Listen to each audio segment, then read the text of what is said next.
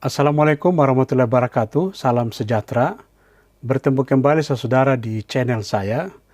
Di salah satu video saya sebelumnya, saya telah menjelaskan tentang pentingnya dalam membuat suatu surat gugatan yang diajukan ke pengadilan. Itu harus dibuat secara cermat ya, secara hati-hati sekali. Karena kenapa? Karena implikasi hukum daripada surat gugatan yang tidak dibuat dengan cermat, dengan teliti, hati-hati, sesuai dengan syarat-syarat formil maupun material yang ditentukan menurut hukum acara perdata, maka surat gugatan itu bisa saja misalnya dinyatakan tidak dapat diterima. Ataupun kalau misalnya dikabulkan surat gugatan itu oleh majelis hakim, putusan yang mengabulkan surat gugatan itu kemudian misalnya tidak dapat dilaksanakan atau tidak bisa dieksekusi. Salah satu alasannya karena putusan itu misalnya tidak memuat ya hal-hal yang memang disyaratkan bagi bisa dieksekusinya suatu putusan. Nah, dalam kaitan itu saudara, saya ingin membagi salah satu pengalaman ya, penanganan kasus perkara perdata yang sampai saat ini kami masih menangani perkara tersebut ya, di mana secara sekilas sebetulnya kasus ini sudah saya kemukakan juga di salah satu video saya yang lain, yang yakni tentang tindak pidana penyerobotan tanah. Nah, namun demikian biar lebih jelas lagi, saya akan mengulangi kembali ya mengenai posisi kasus tersebut. Jadi saudara, klien kami pada mulanya ya itu memiliki salah satu bidang tanah dan bangunan rumah di Jakarta Selatan, di mana tanah dan bangunan rumah tersebut diperoleh klien kami dari warisan ya, sebagai warisan dari kedua orang tuanya. Sehingga dengan demikian sertifikat hak milik atas tanah dan bangunan rumah tersebut sudah diatasnamakan kepada klien kami. Nah, namun demikian saudara, ada satu fase, satu periode di mana tanpa sepengetahuan klien kami ya, tanah dan bangunan rumah ini telah beralih kepemilikan ya dengan cara jual beli kepada pihak lain yang oleh karena klien kami merasa tidak pernah melakukan transaksi jual beli tersebut, klien kami tidak memilih tetap berada di rumah tersebut, tidak bersedia mengosongkan rumah tersebut meskipun sertifikat hak milik atas tanah dan bangunan rumah tersebut telah beralih kepada pihak lain. Nah, atas tindakan dari klien kami ini saudara, kemudian orang yang sudah memiliki ya, menjadi pemilik ya terhadap tanah dan bangunan rumah itu, kemudian mensomasi ya, memperingati, mengirimkan surat ke klien kami dan meminta supaya klien kami mengosongkan tanah dan rumah itu. Namun karena klien kami tadi merasa tidak pernah melakukan jual beli tadi, klien kami tidak bersedia keluar dan yang bersangkutan tetap menempati rumah itu. Nah, atas tindakan klien kami itu saudara, kemudian pihak yang sudah memiliki ya atau sertifikat hak milik atas tanah dan rumah tadi yang sudah atas nama yang bersangkutan, kemudian mengajukan gugatan perdata ke Pengadilan Negeri Jakarta Selatan. Gugatan itu didasarkan pada alasan adanya perbuatan melawan hukum yang dilakukan oleh klien kami, di mana bentuk perbuatan melawan hukum yang menurut gugatan itu adalah klien kami sudah tidak berhak lagi ya atas tanah dan rumah itu, namun yang bersangkutan masih menempatinya. Nah, kemudian saudara, gugatan itu dikabulkan ya, dikabulkan oleh majelis hakim yang mengadili perkara itu, dan itu diputus sekitar tahun 2015. Namun demikian saudara, putusan yang mengabulkan gugatan penggugat tadi sampai saat ini belum bisa dilaksanakan begitu ya, atau dieksekusi, sehingga penggugat tadi yang sudah memiliki hak milik atas tanah dan rumah tadi belum dapat menempati tanah dan rumah itu. Nah, kenapa itu bisa terjadi, saudara? Nah, ini yang kemudian menjadi catatan penting ya yang harus diperhatikan, khususnya bagi saudara yang akan mengajukan gugatan ke pengadilan, khusus terkait dengan perkara sengketa kepemilikan atas suatu bidang tanah dan bangunan. Nah, saudara, untuk diketahui bahwa suatu putusan pengadilan itu bisa dilaksanakan itu melalui dua cara. Yang pertama itu adalah pelaksanaan secara sukarela. Artinya pihak yang dihukum kalah, misalnya tergugat tadi, dengan sukarela memenuhi isi putusan.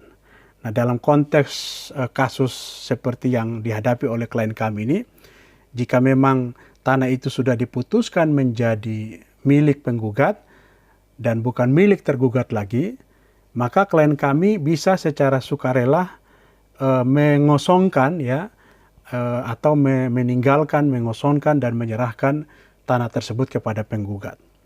Nah, namun demikian bila mana itu tidak dilakukan, maka pelaksanaan putusan itu bisa ditempuh dengan cara yang kedua. Cara yang kedua itu apa? Adalah cara eksekusi atau pelaksanaan putusan secara paksa.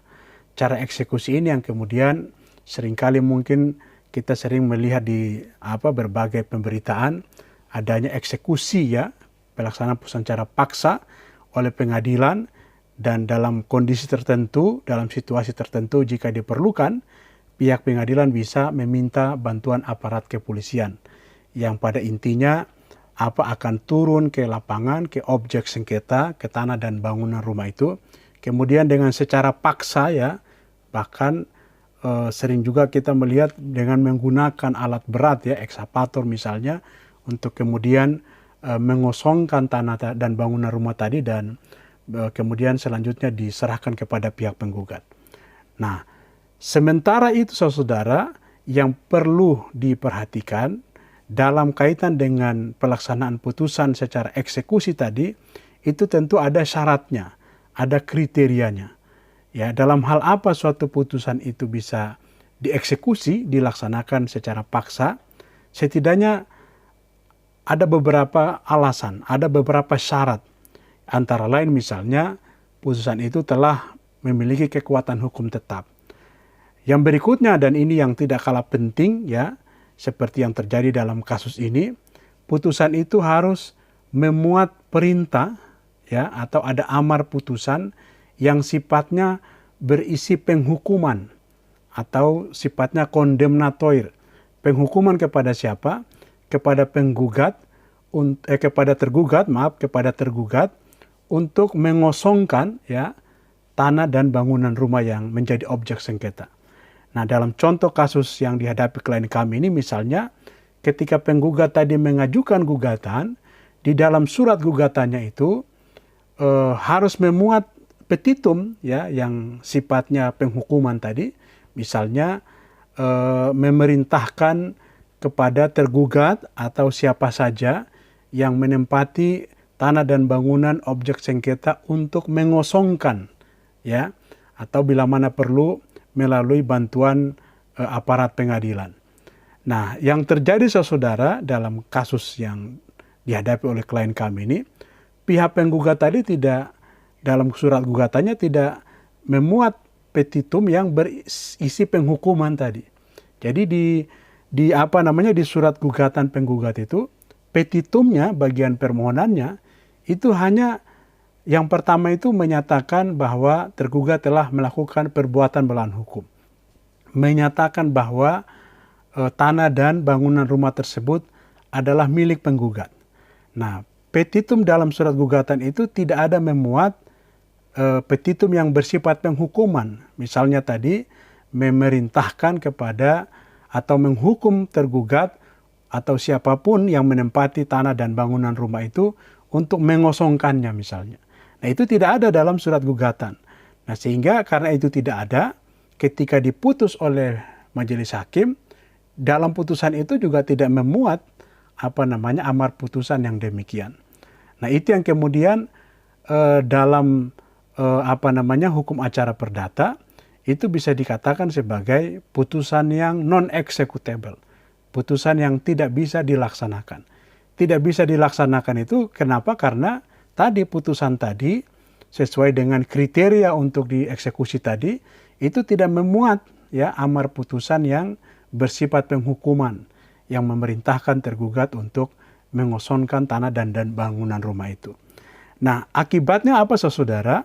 Akibat daripada surat gugatan yang demikian yang tidak memuat petitum tentang penghukuman tadi yang kemudian itu diputuskan dalam putusan pengadilan. Nah, pihak penggugat tadi sampai saat ini belum bisa menempati tanah dan bangunan rumah itu. Karena memang klien kami juga pada posisi tidak bersedia untuk melaksanakan isi putusan itu secara sukarela. Nah, saudara sekalian, perkara ini cukup menyita waktu ya, menyita energi, dan karena ada beberapa rangkaian ya, ada beberapa kejadian yang cukup menimbulkan perdebatan di lapangan, di mana pihak penggugat ini sempat mengkuasakan ya kepada beberapa orang ya untuk mengusir kira-kira begitu, meminta dengan cara paksa klien kami ini untuk mengosongkan tanah dan rumah itu.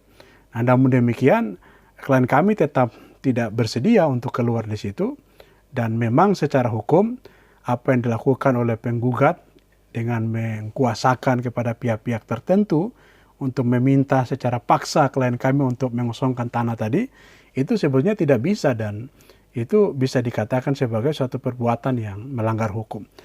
Nah, akhirnya setelah kami mengupayakan ya, membicarakan, mendiskusikan itu kepada pihak penggugat, akhirnya upaya yang dilakukan itu tidak berhasil. Nah, ada satu waktu lagi di mana didatangkan pihak kepolisian setempat. Sepertinya ada cerita yang keliru gitu kepada aparat kepolisian, sehingga aparat kepolisian mungkin salah paham ya, dikira ini tanah penggugat yang sudah pernah ditempati gitu, terus kemudian ada pihak lain, klien kami itu masuk secara ilegal di situ, dan pihak kepolisian ini sengaja dimintakan untuk kira-kira datang untuk meminta klien kami keluar dari rumah tersebut.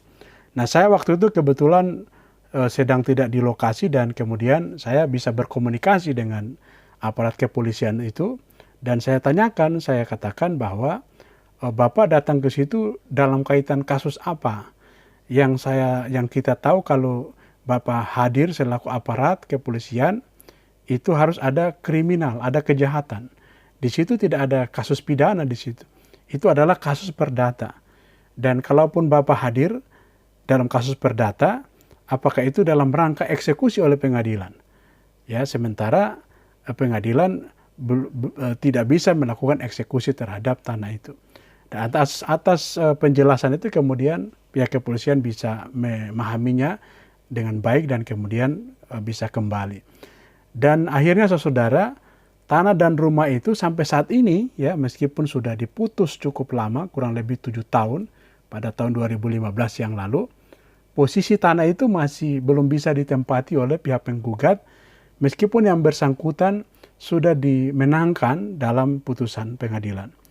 Nah, itu kira-kira saudara dampak negatif dari ketidakcermatan ya ketika membuat surat gugatan ke pengadilan dalam contoh kasus misalnya sengketa tanah seperti yang yang dihadapi oleh klien kami dalam kasus ini.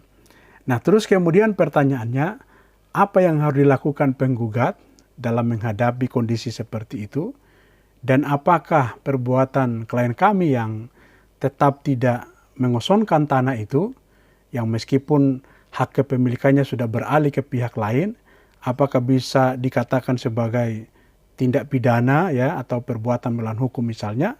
Nah, untuk itu saya akan menjelaskan pada video yang terpisah, sehingga mudah-mudahan saudara jangan lupa ya menonton video itu, sehingga bisa menambah wawasan kita berkaitan dengan apa yang saya sampaikan.